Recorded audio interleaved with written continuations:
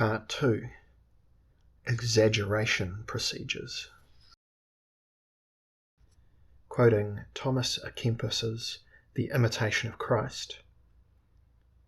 A fervent and diligent man is ready for all things. It is greater work to resist vices and passions than to sweat in physical toil. Watch over yourself, arouse yourself, warn yourself. The more violence you do to yourself, the more progress you will make. Quoting William Blake, Proverbs of Hell, the road of excess leads to the palace of wisdom. Backdrop. Retreats into unusualness. If one had to summarize the main difference between the modern and ancient worlds and define the two states of the world in the same sentence, it would have to be the following. The modern era is the one that brought about the greatest mobilization of human powers for the sake of work and production, while all those life forms in which the utmost mobilization took place in the name of practice and perfection are ancient. This means that the Middle Ages in Europe, contrary to their name, do not form an autonomous intermediate phase between antiquity and modernity, but rather an unmistakable part of antiquity, even though in superficial terms their Christian colouring could make them seem post or even anti-ancient. Because the Christian Middle Ages were far more an era of practice than work, there is no doubt about their status as belonging to the ancient regime from an activity theoretical perspective. Living in antiquity and not believing in the priority of work or economic life, these are simply two formulations of the same state of affairs. Even the Benedictine labora, which some have occasionally sought to misconstrue as a concession to the spirit of work wrested from prayer, usually meant no more than an extension of meditative practice to the material use of one's hands. No monk could grasp the concept of work in the newer sense of the word, as long as the monastic rule ensured the symmetry between orare and laborare. Furthermore, one should know that the emphasis on labora in the Benedictine rule, which, according to tradition, came into being upon the founding of the monastery of Monte Cassino between 525 and 529, was a reaction to centuries of observing monastic pathologies. While the moderns compensate for their work-related illnesses with health cures and holidays, monks used work to remedy their contemplation-related ailments. The thesis that antiquity was characterized in practical terms by exercise and modernity by work posits both an opposition and an inner connection between the worlds of practice and work, of perfection and production. This gives the concept of a Renaissance a significantly altered meaning. If a phenomenon such as the rebirth of antiquity in a late Christian or post-Christian, or rather a post-work world, genuinely exists, it should make itself felt in the revitalization of the motifs of the practicing life. There is no lack of indications for this. What characterizes both regimes is their capacity to integrate human powers into effort programs on the grandest scale. What separates them is the radically divergent orientation of their respective mobilizations. In the one case, the energies awakened are completely subordinated to the primacy of the object or product, ultimately even to the abstract product known as profit, or to the aesthetic fetish, which is exhibited and collected as a quote-unquote work. In the other case, all powers flow into the intensification of the practicing subject, which progresses to ever higher levels of a purely performative mode of being in the course of the exercises. What was once called the vita contemplativa, to contrast it with the vita activa, in fact is a vita performativa. In its own way, it is as active as the most active life.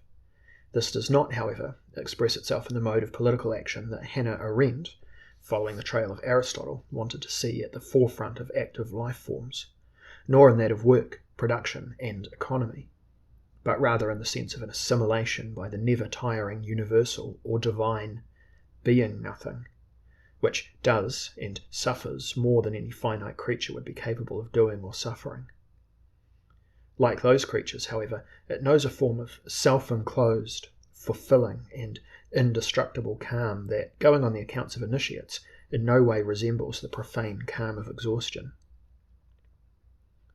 It is no coincidence, of course, that the rediscovery of the practicing mode of life began at the very moment when the idolization of work, extending to the imperial German ethos of "we are all workers," reached its climax. I am speaking here of the last third of the 19th century, for which I earlier suggested such ciphers as quote-unquote athletic renaissance and quote-unquote despiritualization of asceticisms.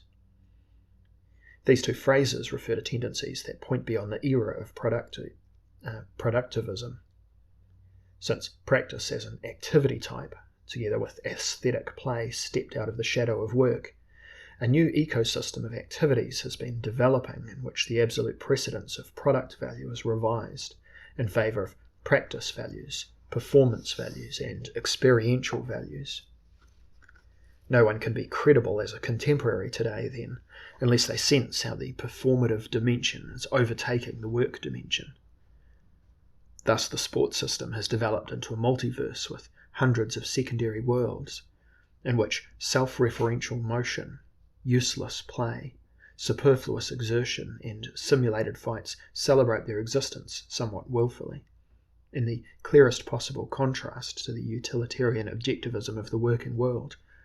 No matter how often a dull-witted sociology might claim that sport is merely a training camp for the factory and a preparation for the capitalist ideology of competition.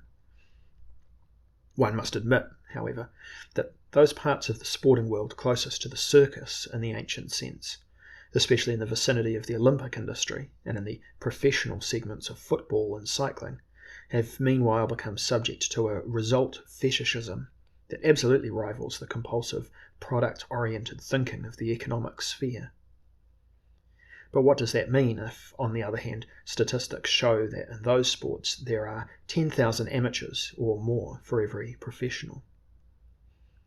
The tendency towards an exhibition of self-referentially practicing acts articulates itself even more clearly in the art scene of the previous century. Aesthetic modernity is the era in which the performative separates from the procedures and aims of the working world, erecting countless stages for completely autonomous presentations. The emancipation of art from its work-shaped nature has long since reached the point, in system-immanent terms too, at which the work is merged once more with the self-referential process of practicing, or rather with a change in the shape of creative energies. It often no longer stands in the world as an autonomous result, eternally severed from its conditions of birth and transposed to the sphere of pure objectification through the label, quote-unquote, finished, but rather as a practice crystal frozen in the moment, an indication of a drift from one performative state to the next. On the other hand, such great artists as Rodin have spoken of their activity of constant practicing, albeit always geared towards the concrete product as the highest form of work. Toujours travailler. I apologise for my French. As if to make it clear that art, despite its self-referentiality, is the most serious and selfless of matters. In doing so they revealed, in their own way, a secret among the old breed of craftsmen and fetish makers.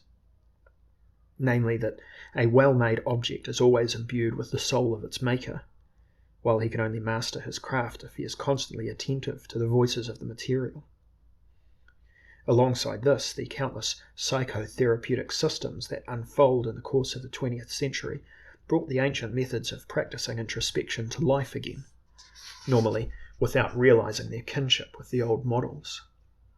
Nietzsche's demand that if his readers wanted to understand him, they should not be modern people, but rather meditators or regurgitators, initiated the return from the logic of work to the exercise. When Foucault, by contrast, brought the ancient discourse around self-concern back into the contemporary discussion around 1980, this was a signal to conclude the era of therapeutic ideologies. What has been on the agenda since then is the retrieval of a generalized practice consciousness from the sources of ancient philosophy and modern artistic and bodily praxis. Here and there, people are beginning to comprehend that the therapeutism of the 20th century was itself only the cloak for a shift of tendency with epochal traits. Let us recall, the key psychoanalytical term, work through, is based on the discrete adoption of a Stoic practice principle, namely turning a notion or an affect this way and that in meditation, known in the Greek terminology of the school as anapoleion or anapoleiasis, and in Latin as in animo versare. It is characteristic of the modern zeitgeist that sport and meditation are also often presented as, quote-unquote, work.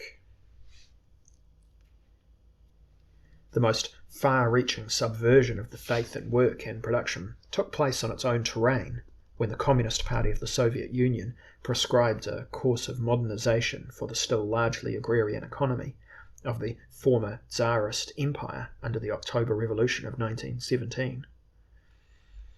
In the course of this upheaval, the motivational foundations for modern employment, the obligation to pay debts in the credit system of property economy, and the personal striving for prosperity were so profoundly wrecked that nothing resembling an efficient working culture in the modern sense was able to develop in the entire area. As the criterion of personal advantage was suspended a priori, the only options for working Soviets were either the attitude of the voluntary record producer or the self-ironic robot.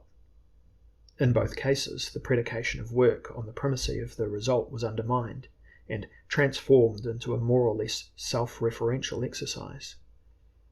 Essentially, the Soviet economy was an amalgam of a feudal temple economy, in which a cynical state clergy absorbed the surplus product, and a Gurdjieff group.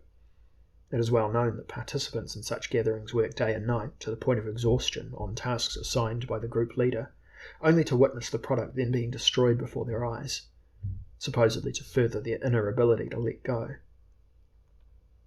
In that sense, we can say that communism carried out a quasi-spiritual exercise with its populations that used the pretext of work while reducing work to absurdity.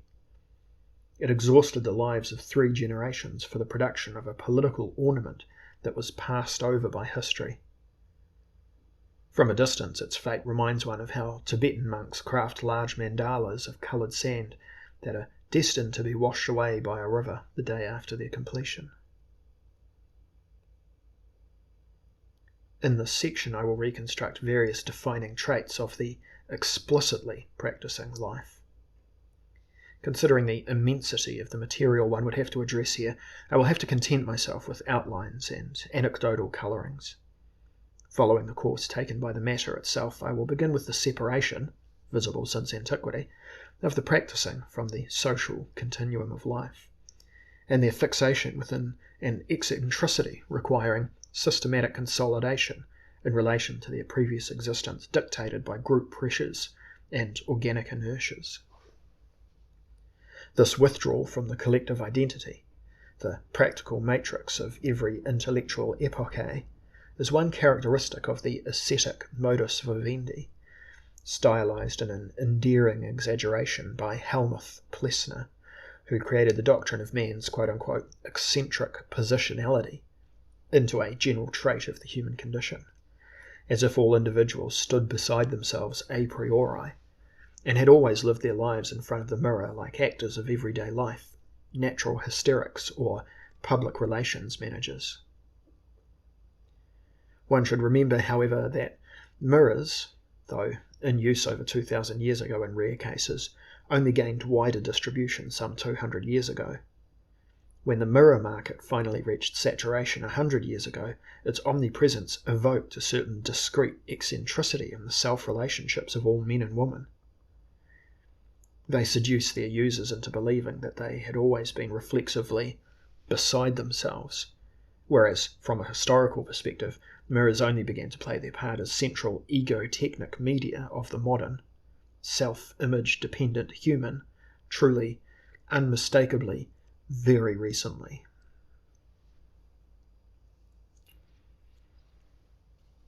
In the next section, I will show in what way the inner world of the practicing is affected by ideal model forces, and also how the intuition of a distant yet authoritative perfection leads to a build-up of strong vertical tensions. This produces a realm of idea-driven upswings and subtle attractors, of which the moderns, generally speaking, only know as much as becomes visible through the caricatures circulating under the heading narcissism. It yields insights into the temporal forms of an existence subject to the pull of perfection-oriented thinking. The temporal structure of being unto completion, whether in its old European or Asian variations, can provide information about the power of perfectionism, without which one cannot understand how the moderns could be seduced by the phantoms of the philosophy of history.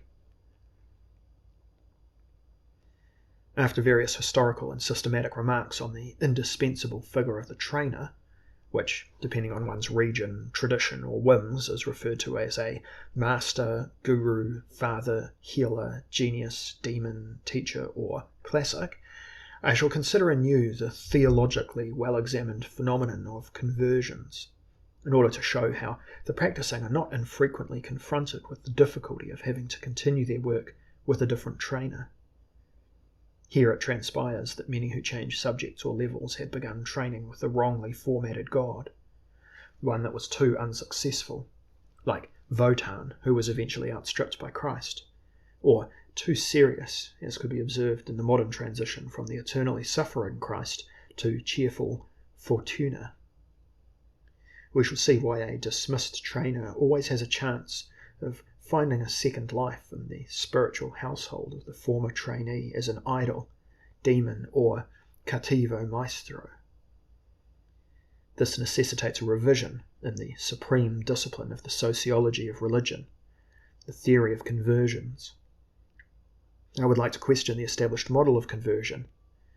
Even I do not subscribe to Oswald Spengler's thesis that genuine conversions do not exist, by showing that true conversion occurs only upon entering an advanced, civilized discipline of the practicing life, which I call secession, while a mere change of discipline or confession, like Paul's leap from Jewish zealotry to apostolic devotion, does not display true conversion character.